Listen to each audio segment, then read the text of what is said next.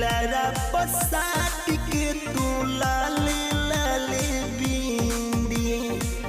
पूजा करे आइल बाड़ू बोला तारू हिंदी लीला पसाट के तू लाले लाले बिंदी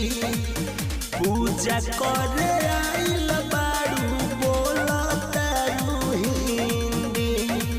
शहर वाला रूल को सुधार लीजिए मैडम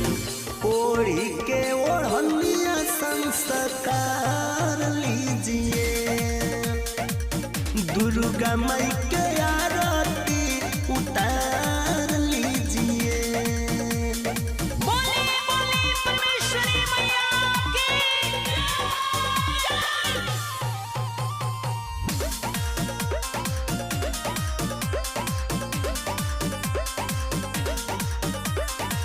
नारियल फोड़ के दोनों हाथ जोड़ के मैया से मन के बात कह दीजिए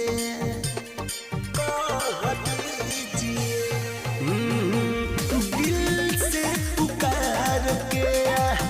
दिया बाती बार के पीछे वाले भक्त को जगह दीजिए। जय माता जी उच्चार लीजिए मैडम ओढ़ी के ओढ़निया संस्कार लीजिए दुर्गा माई के आरती उतार लीजिए। लाइन में रहिए तार लीजिए तार लीजिए। बोले बोले सीता मैया की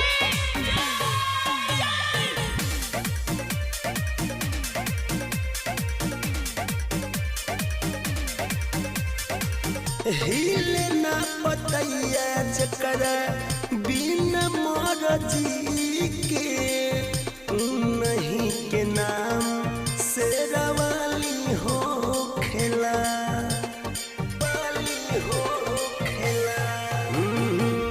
और जी लगावे जे माई के मनावे ओ करन झोली कब खाली हो खेला शीशा झुका के माई के पुकार लीजिए मैडम ओढ़ी के ओढ़निया संस्कार लीजिए दुर्गा माई के